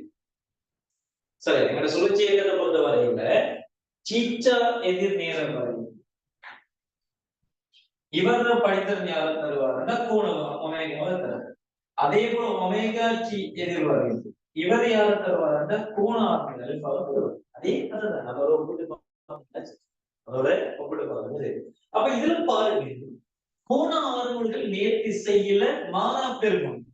அப்ப இவர படித்து இவரை தரணும்னா என்ன இப்படி இருந்திருக்கணும். எக்ஸோட அமைக்கிறது குணமா இருந்திருக்கணும். அதே நேரம் நேர்படுத்த அந்த கதை சரி படிக்கணும். அதுக்கு பிறகு பாருங்க, மறை திசை இல்லை. சரி, ஆனா இவரால் அடைக்கப்பட்ட பரப்பளவும் இவரால் அடைக்கப்பட்ட பரப்பளவும் வித்தியாசம் இல்லை. அப்ப என்ன நடக்க போகுது? மறை திசையில வரணும். சரி, குறைய போறேன் பாருங்க. இவரை படித்துதான் அவர் தரணும். அப்ப இவர் முடியிற இடத்துல இருந்து என்ன இருக்கு? ஆனால் இது 0வாக போகுது இல்லை. ஏனென்று விளங்கிட்டு இதால் அடைக்கப்பட்ட பொருட்கள் இதால் அடைக்கப்பட்ட சமணிகள். அப்ப அங்க உருவாக்கப்பட்டிருக்கிற அந்த கோண ஹை வந்தீங்கன்னா அதுல குறைகிறது 0வாக இயலாது. இந்த அமர்வுகளின் காரணமா கோண அமர்வுகள் அது 0வாக இயலாது. இவரை பிறகு அடுத்தது இதுல படிக்கிற நேர், இதுல படிக்கிற நேர் தான் வரும். இங்க நேர் திசை வரையும். ஆனால் இவரை விட இவருக்கு வரப்போற சாய்வு உயர்வு அடைகிறது. ஏன்னா இது பருமன் கூட இதுல இருக்கிற எக்ஸச்சோட அமைக்கிற இந்த கோணத்தை விட இந்த கோணம் வந்து அதிகரிக்கிறது, உயர்வா இருக்கு. அவ இவர நேர் திசையில வர பெருமானம் கூட இருக்கு. இதன் அடிப்படையில நீங்க உங்களுக்கு கிளாஸ் செலக்ட் பண்ணினா எஸ் மூன்றாவது ஆன்சர் பொருத்தமானது. மூன்றாவது ஆன்சர் பொருத்தமானது. ஏன் எக்ஸச்சோட அமைக்கிற இந்த கோணத்தை விட இந்த கோணம் உயர்வாகிறது என்கிற கதை ஏன் சின்ன சின்ன விஷயங்கள தெளிவாக இருந்தால் போதுமானது. தெளிவாக இருந்தால்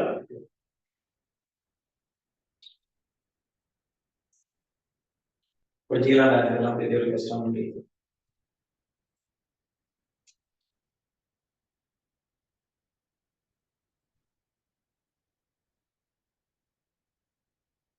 அஸ்விதா உங்களுக்கு அந்த கேள்வி விளங்கிட்டா? 34வது கேள்வி 3வது ஆன்சர் வருங்கிறது விளங்கிட்டா? ஹபீஸா உங்களுக்கு விளங்கிட்ட அந்த கேள்வி?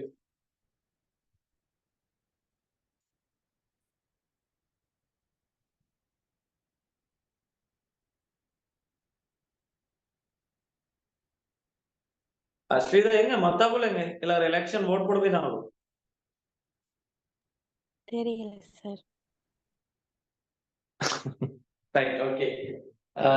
சரி கவனிங்க. அந்த கேள்வி 34வது கேள்வி ஏன் இந்த 3வது ஆன்சர் வருங்கிறது விளங்கி ஒரு விஷயம் நல்லா கவனிங்க.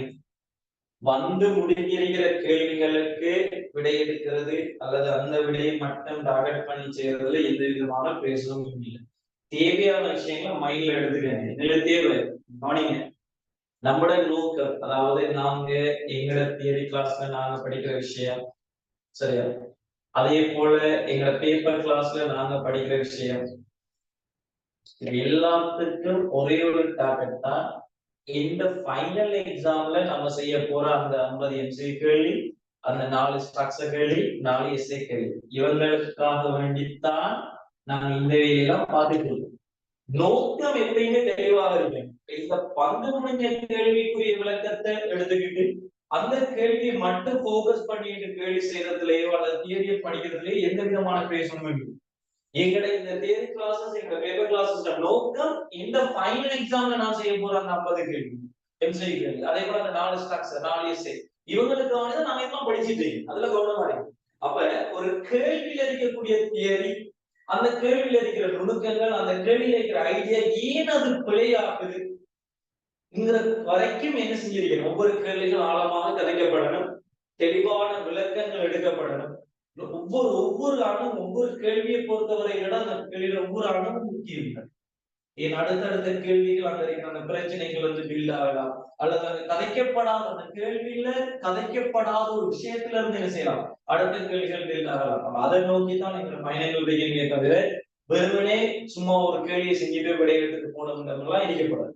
அதுல எல்லாம் கொஞ்சம் கவனமா இருக்கேன். நேர்கோட்டு இயக்கத்தோட எப்படி நாங்க அதை ஒப்புது சுழற்சி இயக்க மாட்டேங்க, அதெல்லாம் கொஞ்சம் ஹைலைட் பண்ணி எடுத்துக்கங்க சொல்ற விஷயங்கள் சரியா? ரைட், வாங்க அடுத்த கேள்வி போடுவோம். படிக்கலாம், அதெல்லாம் பற்றி முடியும்.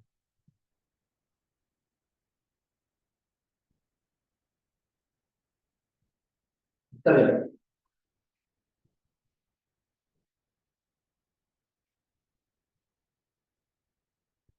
அடுத்த கேள்வி பாருங்க. 35வது கேள்வி. 35வது கேள்வி. சரி,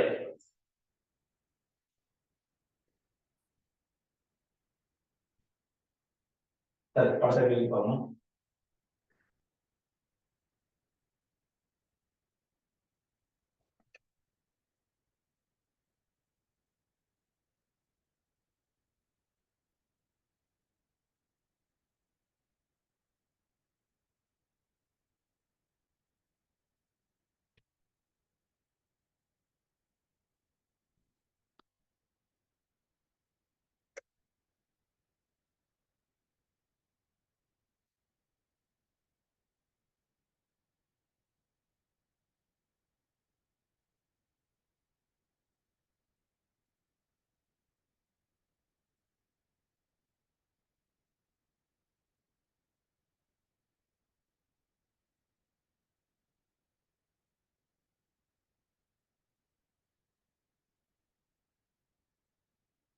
ரைட். பாருங்க, சொல்ல விஷயத்தை பாருங்க. சொல்லலாம். ஒரு சிறுவன் உருவில் உள்ளவாறு ஒரு களியாட்டத்தில் ஆரை கேபிடல் ஆரையுடைய ஒரு கிடை ராட்டினத்தில் எக்ஸ்எம்எல் மைனஸ் ஆரை நிற்கின்றான். XY ஆனது அதன் வையச்சு சரியா வை அச்சு சுழற்சி அச்சு வழியே உள்ள இராட்டினத்தில் நிலைப்படுத்தப்பட்ட ஒரு ஆள்கூற்று தொகுதியாகும். ஒரு உராய்வின்றிய பொதிகை மீது ஒரு சிறப்பு மேடை மோட்டரை பயன்படுத்தி இராட்டினம் அதன் அச்சு பற்றி மாறாக்கோணவகம் ஒமேகா நோடுடன் சுழலச் செய்யப்படுகிறது. பின்னர் செலுத்தும் மோட்டர் இல்லாமல் சுயாதீனமாக சுழல விடப்பட்டது. இப்போது இடம் x1 பிளஸ் r சிறுவன் இராட்டினத்தின் விட்டத்தின் வழியே x திசையில் இயங்கத் தொடங்கினால் சிறுவனின் அமைவு x உடன் இராட்டினத்தின் கோண வேகம் ஒமேகாவின் மாறிலை மிகச்சிறந்த விதத்தில் வகைப்படுவது. சரி, ஓகே. இப்ப கவனிங்க என்ன செய்யறாங்கன்னா, இந்த ராட்டினத்துக்கு வந்து ஒரு மோட்டார் ஒன்று யூஸ் பண்றாங்க. சரியா, ஒரு மோட்டார் யூஸ் பண்ண, பட் உராய்வு முறுக்கங்கள் இல்லை. இதுல உராய்வு செயல் ஒண்ணுமே தொழிற்படல எதிராக. அப்ப நல்லா கவனிங்க, இதுல மோட்டாரை பயன்படுத்தி இந்த மேடையை கோணவக ஒமேகாவோட சுழற்றுகிற டைம்ல நான் அந்த மோட்டரை ஓபன் பண்ணி விட்டா தொடர்ச்சியாக என்ன செய்யணும், உராய்வு முறுக்கம் இல்லைன்றதுனால தொடர்ச்சியாக இந்த கோணவக ஒமேகா நோடோடைய சுழன்று செய்யும். அதுல மாற்றுகிறது ஒமேகா நோடோட என்ன செய்வாரு, அது சுழன்று செய்யும். ஆனா என்ன பிரச்சனை, அந்த விட்டத்தின் வழியே மனிதன் என்ன செய்ய போறான்னா நடக்க போறான். விட்டத்தின் வழியே மனிதன் நடக்க போறான். சரி, நல்லா கவனிங்க. நேர்கோட்டு இயக்கம், சரி, நேர்கோட்டு இயக்கம்.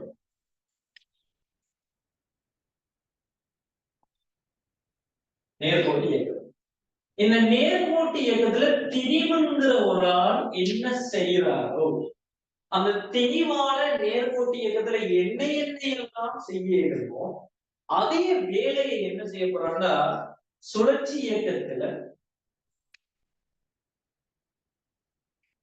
சரி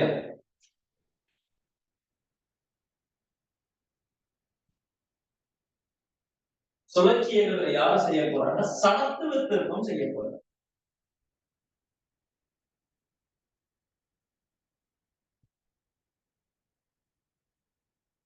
சுழற்சி இயக்கத்துல சடத்துவ திருப்பம் செய்ய போறாங்க. நல்லா கவனிக்கணும். ஏக பரிமாண இயக்கத்தை எதிர்க்கும் தன்மை தெளிவென்று சொல்ற மாதிரி அல்லது சடத்துவம்னு சொல்ற மாதிரி ஏக பரிமாண இயக்கத்தை எதிர்க்கிற தன்மையாக நம்ம தெளிவா பார்க்கிற மாதிரி சுழற்சி இயக்கத்தை எதிர்க்கும் தன்மையாக நாம சடத்துவத்தை நம்ம பார்க்கணும். சுழற்சி இயக்கத்தை எதிர்க்கும் தன்மையாக. சரி, இப்ப நல்லா கவனிங்க. ஒரு சுழற்சி அச்சு பற்றி ஒரு புள்ளி திணிவின் சடத்துவ திருப்பம் ஆர் தூரத்துல இதான் சுழற்சி அச்சு பற்றி ஒரு புள்ளி திணிவு எம் திணிவுடைய ஒரு புள்ளி திணிவோட சடத்துவ திருப்பம் யாரால ஐ சமன் எம் ஆஸ்கர். ஐ சமன் என்ன, எம் ஆஸ்கர் அப்படிங்கிற ஒரு சமன்பாடு அதுல மாற்றிக்கிறது. ஐ சமன் எம் ஆஸ்கர். இது என்ன, ஒரு புள்ளி திணிவோட ஒரு அச்சு பற்றி ஆர் தூரத்துல இருக்கிற ஒரு புள்ளி திணிவோட சடத்துவ. அதே நேரம் புற விசைகள் தொழிற்படல் என்றால் ஏக பரிமாண புற விசைகள் தொழிற்படல் என்றால் ஏக பரிமாண உந்தம் காக்கப்படும். பரிமாண உந்தம் காக்கப்படும்.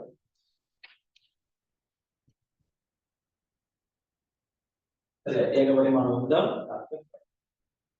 இதே மாதிரி புற முறுக்கம் கொண்டு தொழிற்படல் என்றால் நல்லா பண்ணுங்க. புற முறுக்கம் கொண்டு தொழிற்படல் என்றால் கோண உந்தம் காக்கப்படும். கோண உந்தம் காக்கப்படும். இது என்னது, புற முறுக்கம் கொண்டு தொழிற்படல் என்றால் கோண உந்தம் காக்கப்படும். நல்ல கோணம் கிடைக்கும். புறமுறுக்கம் தொழிற்படல் கோண உந்தம் என்றது ஐ ஒமேகா. எல்லாம் பார்த்தோம். சரி, இப்ப வாங்க. இப்ப தட்டின் சடத்துவ திருப்பம் மாற போறதில்ல. அதை நம்ம I1 எடுப்போம். சுழற்சி அச்சைப்பட்டு அதுக்கு ஒரு தட்டு எரியுது, ஹாஃப் எம் ஆஸ்கர் எடுங்களேன். அதெல்லாம் இப்போதைக்கு எனக்கு தேவையில்லை, இருக்கட்டும்.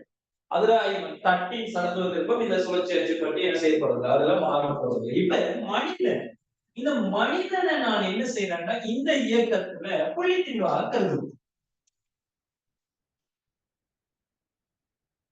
புள்ளித்திணிவு சரி, மனிதன் இந்த அச்சு பற்றி இது ஒரு புள்ளித்திணிவா கருதுங்க. அவங்க ஈர்ப்பை மையத்தை மட்டும் நான் எடுக்க போறேன், புள்ளித்திணிவா கருதப்படும். இப்ப என்ன நடக்க போகுதுன்னா, இந்த மனிதன் இந்த -6ல இருந்து +6 நோக்கி விட்டத்தின் வழியே நடந்து வரக்குள்ள டைம்ல மையத்தை நோக்கி அவர் வார மாதிரி இருக்கு. அப்ப மையத்தை நோக்கி அவர் வருவாராக என்ற சுழற்சி அச்சு பற்றி அந்த அச்சை நோக்கி அவர் வருவாராக இருந்தால் அங்க இருக்கிற ஆறு பருமன், அங்க இருக்கிற எம்மாஸ்கியான் சரந்து விருப்பத்தவாத அந்த ஆறு பருமன் என்ன செய்யணும், குறையும். ஆறு பருமன் குறைந்தால் சடத்துவத்திற்கும் குறையும். சடத்துவத்திற்கும் குறைஞ்சா கோண வேகம் அதிகரிக்கும். ஏன்? கோண உந்தம் காக்கப்படுமே. I1 அல்லது I ஒமேகா அல்லது மொத்தமாக சரியா இது சத்துவ விதமே சொல்றாங்க. இந்தியாவிலே தட்டின் சத்துவத்திற்கும் சரி சட்டின் கோணம் சக புள்ளித்திரிவின் கோணம் சமன் தட்டின் கோணம் சக புள்ளித்திரிவின் கோணம் சரியா. அப்ப அந்த ஐவனை கேன்சல் பண்ணி கொடுக்கும். இவர் ஐவனை பத்தி கலைக்கு தெரியல. இப்ப ஆரம்பத்துல ஐ ஒமேகான்னு எடுத்துட்டு இப்ப அவர் நோக்கி வார டைம்ல வாரது I0 எடுப்போம் இன்டு ஒமேகா நாட், அல்லது ஆரம்பத்துல I0 இன்டு ஒமேகா நாட். இப்ப ஐடிஸ் மனிதன் தான் குறியீடுகள் நீங்க தான் விளக்கறதுக்கு போறோம் விளங்கிடு. அப்ப ரைட் ஓகே. இப்ப நல்லா கவனிங்க, சடத்து திருப்பம் கூடினால் கோண வேகம் குறையும். சரி, சடத்து திருப்பம் குறைந்தால் கோண வேகம் என்ன செய்வார், கூடுவார். செய்யும் கூடும். அப்ப இந்த மனிதன் மையத்தை நோக்கி வார இந்த சந்தர்ப்பத்துல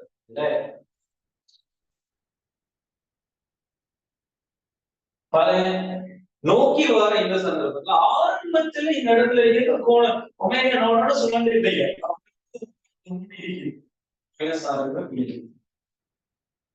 சரி, இப்ப மையத்தை நோக்கி வரக்க அவரோட கோணம் கூடும் கூடுன்னு தெரியும். அது நேர்கோடா அல்லது வளைவியான கவனம். நாம் மையத்தை நோக்கி வரக்க ஆறு குறைவா சமன்பாடுல ஆஸ்கையார். எனவே ஒரு வளைவி எல்லாம் மேக்ஸ்ல பார்த்தேன் நான் பேசிக் வரைக்குள்ளாரு. சரி, கோணம் கூடி திரும்ப அடுத்த சைட்ல போற டைம்ல அங்க ஆறு அதிகரிக்கும். எனவே நீர் ஆர்வம் குறைக்கும்.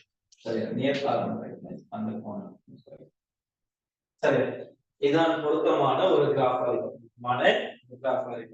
உணவகம். இந்த இடத்துல அதாவது மனிதன் வந்து இந்த மையத்தை அடையும் போது மேக்சிமமான ஒரு கோணத்தை மேக்சிமம் கோணத்தை சந்திக்கிறது. அப்ப எங்களுக்கு எஸ் கிராஃப்ல இரண்டாவது மாசம் பொருத்தமான இந்த 35வது கேள்வி பொறுத்தவரையில இரண்டாவது ஆன்சர் பொருத்தமானது. இரண்டாவது ஆன்சர் பொருத்தமானது N2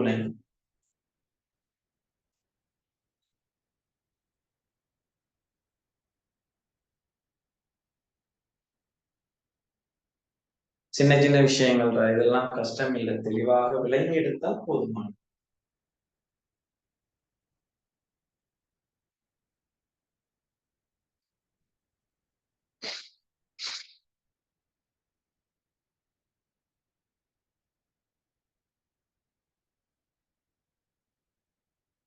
நான் தான் அந்த கேள்வி விளங்கிட்டா.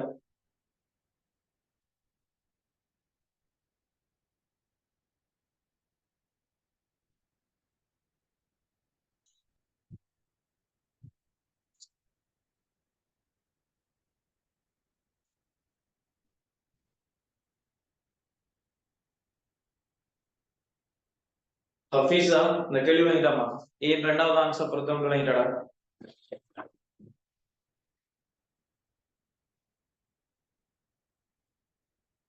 மித்த அந்த கேள்வி விளங்கிட்டா?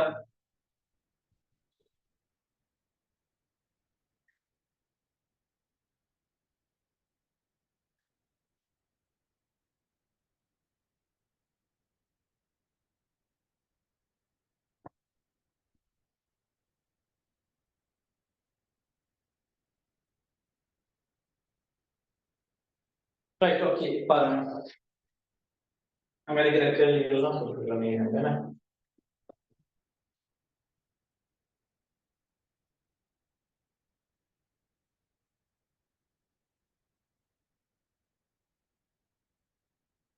சரி, கவனிங்க. மிச்சம் இருக்கிற அந்த 3 கேள்விகளும் சரியா, நான் 2015 இருக்கிற அடுத்த கேள்வி எஸ் 45, 46 அதே போல 50வது கேள்விகள். இந்த கேள்வியை வந்துட்டு நான் என்ன செய்வேன், அடுத்த கிளாஸ் மீன் இன்னைக்கு தான் நைட்டுக்கு வந்துட்டு நான் அடுத்த கிளாஸ்ல மிச்சம் கேள்வி பார்க்கணும்னு சொல்லிடுறேன். கேள்வியை பார்க்கணும் சரியா. இந்த வரைக்கும் அதை விளங்கிடுங்க, இது வரைக்கும் தெளிவாக விஷயங்கள் விளங்கிடுங்க. அதுக்கான டைம் நான் ஷேர் பண்ணணும். 3 கேள்வி சேர்த்து போய் டைம் நான் ஷேர் பண்றேன். அந்த டைம் நீங்க சொல்லிட்டாங்க. பட் நீங்க தியரி கிளாஸ் இருக்குது, அந்த கிளாஸ் போய் டீடைல்ஸ் குரூப்ல ஷேர் பண்றேன். அது நம்ம சொல்லிட்டாங்க. Right, okay. சந்திப்போம் இன்ஷாஅல்லாஹ். நல்லா படிங்கடா. இருக்கிற நீங்க கவனிங்க. நம்மளோட ஜூம் கிளாஸ்ல நோக்கம் வந்துட்டு சரியா, நேரடி வகுப்புகள்ல நாம பெற்ற பலனை விட ஜூம் கிளாஸ்ல நாங்க பலன்கள் கூட பெற்றால்தான் இந்த கிளாஸ் வந்துகிட்டது பிரயோஜனம் சரியா. மேக்சிமம் நம்ம டார்கெட் பண்ணுவோம் 7 அளவுக்கு முழுமையாக எல்லா தேரியும் எல்லா கேள்விகளும் நம்ம இதனூடாக முடிக்கிற மாதிரி என்னென்ன கேள்வி செய்யணுமோ எந்த அளவுக்கு நாங்க பயன்படுத்தணுமோ அந்த அளவுக்கு பயன்படுத்தலாம். எனக்கு ஒரு நம்பிக்கை இருக்குது, இந்த ஜூம் கிளாஸின் ஊடாக நாம் என்ன செய்யலாம், நேரடி வகுப்புல பெற்ற பயனை விட 100% வந்துட்டு இதுல நாங்க நன்மைகள் பெறலாம்ன்ற மாதிரி தான் ஃபீல் ஆகுது. ஏன்னா அவ்வளவு கிளாஸஸ் நம்ம போடலாம், அந்த கிளாஸஸ் பண்ணிக்கலாம், தேவையான டைமுக்கு எடுத்துக்கலாம் கிளாஸஸ், வேற எந்த விதமான கிளாஸ் இல்லாமலுக்கு எங்கட நீங்க இப்ப என்ன செய்ய வேண்டிய ஒரு நேர காலங்களை பயன்படுத்துங்க. அலைஞ்சு திரியறதை விட வீட்டை வந்து என்ன செய்யலாம், இலகுவாக நாங்க படிச்சுக் கொள்ளலாம். எல்லாருக்கும் அது சாத்தியமா இருக்குது. அப்ப அடுத்த விஷயம் உடனே கூட ரெக்கார்டு வந்து அப்டேட் ஆகிறதால அதை நீங்க பயன்படுத்திக்கலாம். கிளாஸஸ் மிஸ் ஆகுறதுக்கு வாய்ப்பு இருக்கு, கிளாஸ் மிஸ் ஆகிறதுக்கு வாய்ப்பு இல்லை. எந்த அளவுக்கு நாங்க அதை குரூப் வேணுமோ அந்த அளவுக்கு சப்போர்ட் இருந்தால் தான் நம்ம என்ன செய்யலாம், இந்த கிளாஸ் கொண்டு போகணும். அதுக்கு நீங்க ஹார்ட் ஒர்க் பண்ணி தான் வேற வழி இல்லை. கிளாஸஸ் போற டைம்ல அட்டெண்ட் பண்ண பாருங்க. ரெக்கார்ட் இப்ப இதுல ஒரு விஷயம் வந்துட்டா இந்த கிளாஸ் வந்து லைப்ரரி கிளாஸ் சரி, லைப்ரரி கிளாஸ் இதை ஒரு ரெக்கார்ட் கிளாஸா நீங்க மாத்த மாட்டாங்க. ரெக்கார்ட் பார்த்து படிக்கணுங்கிற மாதிரி மைண்ட் செட்ல வராமலுக்கு அந்தந்த கிளாஸ் டைமுக்கு என்ன செய்ய பாருங்க, கிளாஸ்ல ஜாயின் ஆக பாருங்க. மேக்சிமம் நம்ம என்ன செய்யலாம், ஃபுல்லா இதுலயே ஹார்ட் ஒர்க் பண்ணுவோம். நிறைய கேள்வி செய்யலாம் பாருங்க. குறிப்பிட்ட நேரத்துக்குள்ள இவ்வளவு கேள்வி செய்யணும். இதே இது நேரடி கிளாஸ்னா ஒரு 3 கிளாஸ் 4 கேள்விகளோட நீக்க வண்டி வரும். பாரு டைம் போற டைம் அப்படிலாம் இருக்குது. நம்ம எந்த அளவுக்கு மேக்சிமம் கதை கேளுமோ அந்த அளவுக்கு பேசலாம். Right, okay. இன்ஷால்லா நம்ம என்ன செய்வோம், அடுத்த கிளாஸ்ல நம்ம சந்திப்போம். அடுத்த கிளாஸ்ல டைம் இதெல்லாம் ஷேர் பண்ண